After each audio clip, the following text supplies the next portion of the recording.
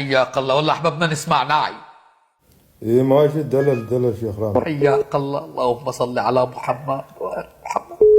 عندما دخل الشام بليفه على أمنا وعائشة، فقالت أم سلمة لعائشة: أيدخل عليك الشاب بليفة الذي ما أحب أن يدخل علي؟